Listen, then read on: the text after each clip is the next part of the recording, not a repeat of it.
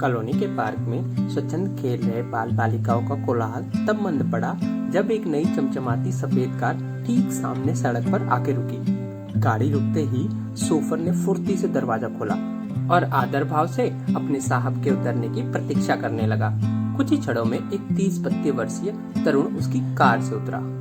खिला खिला चेहरा, उत्साह से भरा आकर्षक व्यक्तित्व और उसके अनुरूप उपयुक्त ढंग की पोशाक, ब्लू डबल ब्रेस्ट के साथ फ्लावर पैटर्न की टाई। क्या अंदाज, वाह! आस पड़ोस के बच्चों ने एक नजर भर देखा और फिर से अपने खेल में तल्लीन हो गए। डॉक्टर ने कार का दरवाजा बंद किया और वहीं रुका रहा जबकि उसका अधिपुरुष सामने की क्वार्टर की ओर जाने लगा। लॉन के बीचों बीच चलते हुए जब वह सामने के सरकारी मकान में कदम रखने ही वाला था तभी मेहरी भारी सी चिलमी लिए बाहर आई। कौन, किससे मिलना है साहब? बालकृष्ण जी घर में हैं क्या? तरुण ने पूछा। पास में टंगी अलचनी पर कपड़े फैलाते हुए मेहरी अंदर आवाज देने गई। ओ बेबी जी, कोई साहब आए हैं। भीतर से किसी अनुक्रिया के अभाव में मेहरी ने गीला लबादा एक तरफ को अटकाते हुए कहा, अंदर में सभी लोग हैं ना, आप जाओ ना साहब जी। चलने को तैयार था कि तभी किसी ने उत्साह से बाज में जकड़ लिया तो देखा तो बालकृष्ण ही था, उसका प्यारा भाईजान। पर यह क्या, वह जीवंत चेहरा आज एकदम जर्जर। भाईजान, यह क्या, इतने कमजोर? सब ठीक तो है ना? अरे भाई, ऐसे क्यों बदहवास हुए जा रहे हो? बुढ़ापे का पदार्पण है, चलो भीतर चलो। हाँ, चलिए चलिए।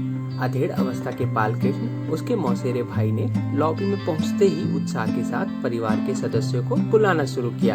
अरे देखो तो कौन आया है।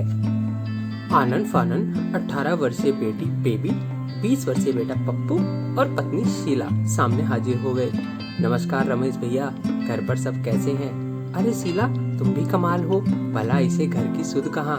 आए दिन पर तो टूर पर रहता है, कभी सिंगापुर तो कभी टोक्यो। क्यों रमेश? हाँ भाईजान, आप ठीक कहते हैं, मगर भाभी, घर के साथ पूरा संपर्क बनाए रखता हूँ, हर दूसरे दिन फोन करता हूँ। अब आप यही इनसे बात करते रहेंगे क्या? चलिए भैया जी, अंदर चलिए। ऐसा कहते ही शीला ने बेबी को भी इशारे से रसोई की ओर भेजा। रमेश अपने मौसेरे भाई के साथ उसके सजे सजाए ड्राइंग रूम में चला गया। वहीं बड़ी सी खिड़की वाला कमरा, पर कितना बदला बदला सा। रमेश इस कमरे में आज कई वर्षों बाद आया था। लाला जी के रहते यहाँ अलग ही रौनक होती थी। खिड़की के पास रखे दीवान पर वह बड़ी शान से बैठे करते थे। धवल स्वच्छ कुर्ता पजामा पहने गीता प्रेस की कोई धार्मिक पुस्तक लिए खिड़की से टेक लगाकर बैठे रहना उनकी दिनचर्या का एक हिस्सा था। जीवित होते तो पूरा घर सिर पर उठा लिया होता। रमेश के लिए इलायची और बादाम वाला कहवा अब तक क्यों नहीं आया? लीजिए अंकल। रमेश ने देखा कि सामने बेबी पानी का गिलास लिए खड़ी है। ट्रे में से गिलास उठाते हुए जब उसने पूछा कि वह आजकल क्या कर रही है तो बेबी ने मुस्कुराते हुए जवाब दिया, बीकॉम फाइनल। तभी पप्पू भी चाय और बिस्कुट आदि लेकर भीतर आया। तुम चाय पियो, मैं अभी आया, यह कहकर भाईजान बरामदे की ओर जाने लगा। बच्चे भी ट्रे और खाली गिलास लेकर बाहर चले गए। रमेश को अपने मौसेरे भाई का इस प्रकार उठ खड़े होना और फिर चले जाना अटपटा सा लगा, पर स्वजन का यह आचरण पेक्षणीय था। रमेश ड्राइंग रूम की दीवारों में न जाने क्या तलाशने लगा।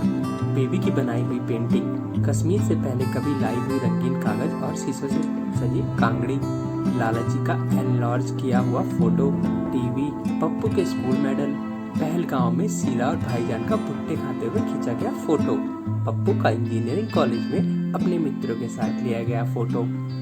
बच्चों के बड़े होने और समय गुजरने के साथ साथ कितना परिवर्तन आया है इस ड्राइंग रूम में। एक समय था जब इस कमरे में केवल 1-2 कैलेंडर झूल रहे होते थे और एक कोने में होता था लाला जी का हुक्का। दोस्तों, क्या आप भी जानने के उत्सुक हैं कि रमेश इतना बदला बदला सा व्यवहार क्यों कर रहा था? वो इतना परेशान सा क्यों दिख रहा था? उसके कमरे से उठकर अचानक चले जाने की वजह क्या थी? जानने के लिए हमारा पार्ट 2 अवश्य देखें। और हाँ, जाते जाते आपको ये कहानी कैसी लगी नीचे कमेंट करके हमें जरूर बताइएगा। अगर आपको ये कहानी पसंद आ रही है तो अपने दोस्तों के साथ जरूर शेयर करें और ऐसी ही प्यारी कहानियाँ सुनने के लिए हमारे YouTube चैनल को सब्सक्राइब करें।